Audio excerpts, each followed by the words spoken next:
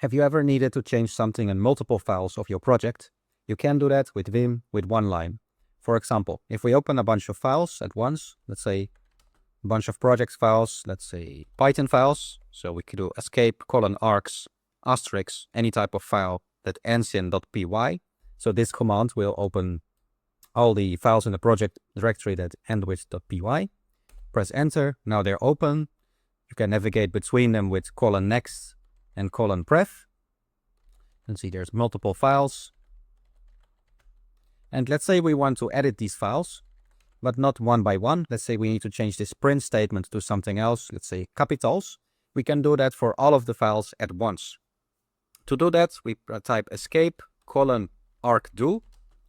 Then the command to replace, so we type %s, the word we want to replace, print, / what we want to replace it with. Let's say we want to replace it with print, and then GE, and finally we add ~update. This automatically saves the files. So if we press enter, you'll see a bunch of files have been written. Press enter again, and see they are now capital print in this file, but if we check the others, you'll see they are also updated. Now, obviously, this is not correct Python code, so let's replace this again. You type escape :argdo, %s, then capital print, lowercase print. It can be anything you want to replace it with. GE, pipe to update, and it updates all of them. You'll see print again, and now it's again correct code. Now, it doesn't have to be the same word. For example, maybe we want to replace the word print with hello in all of the files we have open.